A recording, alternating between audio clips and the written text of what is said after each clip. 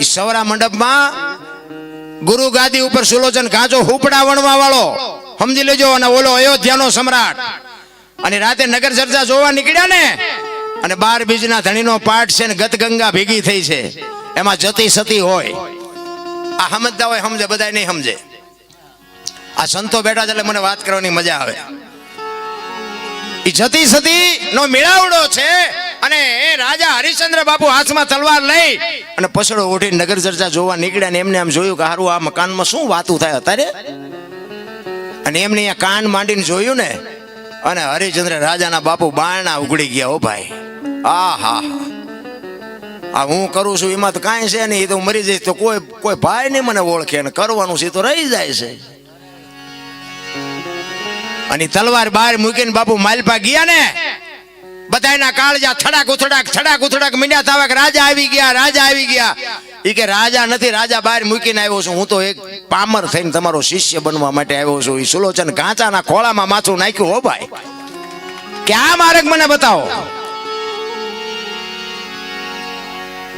ખરેખર કે તમારે આમાં ઉતરવું છે તો કે હા. ઈ જે કઈ ગુરુ મહારાજે એમના કઈ શબ્દ જે કઈ આપવાનો હતો એ આપી, અને પછી તો બાપુ પીડા જાગે ને, વેદના જાગે. પછી તમે એક માર્ગે ચડો ને કે આમાં તો મજા આવે છે, આમાં તો મજા આવે. પછી બાપુ હરિશ્ચંદ્ર પૂછે છે આનેથી આગળ, આનેથી આગળ, આનેથી આગળ.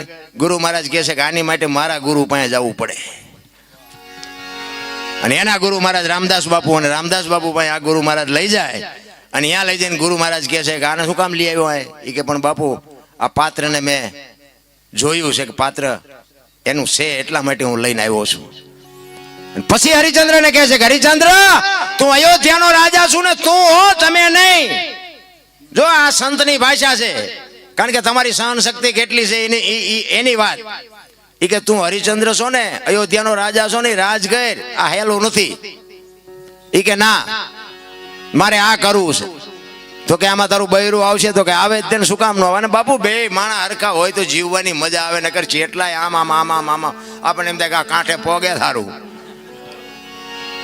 મજા ન આવે. પતિ પત્ની કા એક મતા તો સરગાપુરમાં. બાપુ બે પતિની વાત પત્ની સમજી શકે ને પત્નીની વાત પતિ સમજી શકે ને, અહીંયા બાપુ પેઢી કોઈ દી મોળી પાકે જ નહીં. ભલા માણા તારામતીને બોલાવે, બેને ઉપદેશ આપે, અને પછી હરિશ્ચંદ્રને રામદાસ બાપુ કહે છે કે હવે જો એક કામ કર. કે શું? એ કે તું જા રાજમાં, તારું બૈરું આ મૂકતો જા. ભલે બાપુ, જેની તૈયારી હોય એની વાત છે, ભલે બાપુ મૂકતો જાઓ. તારામતીને કીધું તમે અહીં રોકાવ, બાપુ કહે છે હું જાઉં છું. એ હાલતો થયો ને પછી ગુરુ મહારાજ કહે છે કે હરિચંદ્ર ઉભો રે. ઘડીએ પાછો આને પાછો જોવા ન આવતો ને કોઈને સમાચાર નો મોકલાવતો કે મારું બૈરું શું કરે છે ને કેદી આવશે ને ફલાણું ઢોકડું. અને પછી હરિચંદ્ર કહે છે કે બાપુ હું અયોધ્યાનો મહારાજા, હું આની કોઈ ઓશિકું કરીને હું નહીં, મારા બૈરાની ખબર લેવા હું આવું? ભલા માણા, તમે હું મને માનો છો? અને પછી બાપુ હરિશ્ચંદ્ર તારામતીને બાપુ ગુરુ મહારાજ કહે છે કે બેટા હું ભજનમાં બેહું છું, કોઈ અભ્યાગત આવે ને તો બટકું રોટલો દેજે. અને એ બાપુ ભજનમાં બેઠા, અને ભજનમાંથી જાગ્યા તેથી વર 12 થયા હતા. છે તમારી મારી આ તૈયારી 12 વર સુધી. એટલે તો જબુમાને વાણી લખવી પડે, છોડી અયોધ્યાના રાજા જેને મેલી મર્યાદા રે, ભક્તિને માટે. ભક્તિને તમે શું માનો છો? અયોધ્યાની મહારાણી બાપુ 12 વર્ષ સુધી એક સાધુના આશ્રમમાં રહી છે, તેથી દુનિયાએ કાંઈ નહીં વાતો કરી હોય. ઈ દુનિયા છે ભલા માણા. અમારે તો રોજે રોજ લગભગ કોક દિવસ ઘેરે હોય, પ્રોગ્રામમાં જાય. રામાપીરનું મંદિર અમારા ગામ પાદરમાં છે, અહીંયા નવરી બજાર તો બેઠા જ હોય. અહીંયા નીકળીને લઈને કે રોજ ચીનપા જાવ છો? રોજ. મેં કીધું બસ સ્ટેન્ડ ખિસ્સા કાતરવા હાલ આવવું હોય તું તે. કરવું નથી, કરવા દેવું નથી, કોને કહેવું? આમાં હરી ભજવું, હક બોલવું, દોનો બાતા અવલ. આવા નરને બાપુ આઠે પોર કોઈ દી ઉતરે નહીં અમલ. આ પ્રોગ્રામ પતાવીને નીકળવાનું છે. અમારા કિરણ બાપુ આવ્યા છે, જો વિયા નો ગયા હોય તો ખેરાડીથી સુરત જવાનું છે. કાલે લડી લેવું છે, પછી શું જેથી મારવાય તેથી ભલન મારી નાખે. અને અમે મરી જઈશું, તેમ થોડા જીવવાના છો. તમે અમારી વાંય આવશો કે મોર જઈશો, પણ આવવાના તો સો જ તે નહીં. યાર એક દેહ થી બાપુ જો 5-25 આત્માને મોજ આવતી હોય તો લડી લેવાય બાપુ મારા રામ. બાકી આ દુનિયા દિવાળી તો આને મૂકી જ દેવાની છે, સમજી લેજો. 5 તત્વનો દેહ બન્યો છે. મહાપુરુષો કહે છે 5 તત્વનો દેહ, ધરતી, આકાશ, પવન, પાણી અને પ્રકાશ. 5 તત્વ માણસને આપ્યા, ઢોરને 4 આપ્યા, પક્ષીને 3 આપ્યા, ઝાડપાન વનસ્પતિને 2 આપ્યા, ને ઈયળ મચ્છર માખને 1 આપ્યું. એમાં હાડકું લોહી કઈ ન હોય. 5 તત્વ માણસને શું કામ આપ્યા? કોકના ખિસ્સા કાતરવા. માણા એક જ ભજન કરી શકે. મહાપુરુષોનું મંતવ્ય, આ કૂતરા કાગડા ને ભેંસું ને ભૂંડડા ને કોઈ ભજન ન કરી શકે. ભજન કરવા માટે માણસનો અવતાર. અને બીજી વાત, સંતોની ભાષા એમ સમજાય નહીં. અલખની વાતો કરે, અગમની વાતો કરે. અલખ એટલે લખી ન કાંઈ, એને અલખ કહેવાય. બરોબર?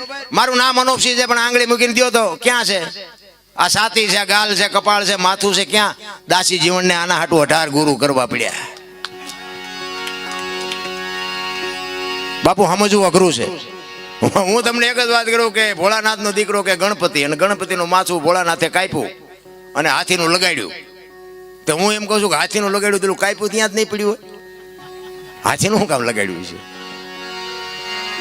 સાચું, 100% સાચું છે. હાથીનું લગાડ્યું પરફેક્ટ છે.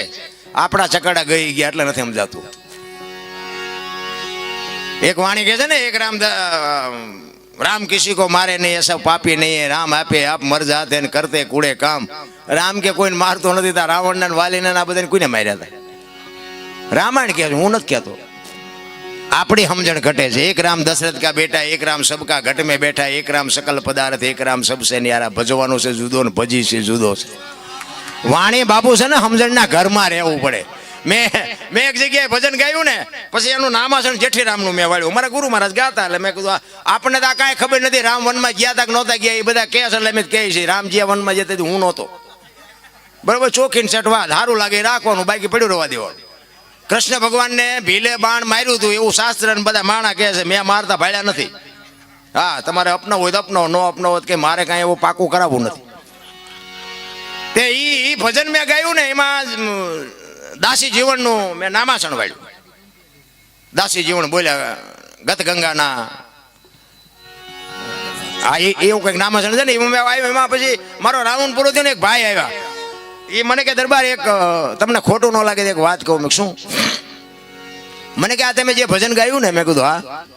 એ કે જેઠીરામે નથી ગાયું. મેં કીધું એ કે દાસી જીવણે ગાયું. મેં કીધું તમને ખોટું ન લાગે હું કહું કે હું? મેં કીધું દાસી જીવણે નથી ગાયું, જેઠીરામે નથી ગાયું, ભાઈડાએ ગાયું. બોલ. મેં મને કે પણ બનાવ્યું છે દાસી જીવણે. મેં કીધું સમજણના ઘરમાં તું નથી. તું એમ કે ને દાસી જીવણે બનાવ્યું છે, તું તો ગાવાની માંડા છે. દાસી જીવણે ગાયું તે તું અહીંયા હતો? હવે આમાં તમને કહું, નાના મગજનો માણસ ગભરાઈ જાય કે નહીં? ગાતા નથી, ગાવા દેતા નથી, સાંભળતા નથી, સાંભળવા દેતા નથી. કોની પાસે જવું ભલામણા? આમાં તો કઈ અમે આ બોલી છીએ હોય 100% સાચું. આમાં ખોટું તો આવતું હોય. પછી તમે આમાં અમુક જગ્યાએ જાય તો અમારું ખોટું ચા આવે એ પકડવા જ બેઠા હોય. બોલો, ચા ખોટું આવે એટલે આમાં તો આખી રાતમાં ચા લેવું જ નહોતું તો આજ લીધું.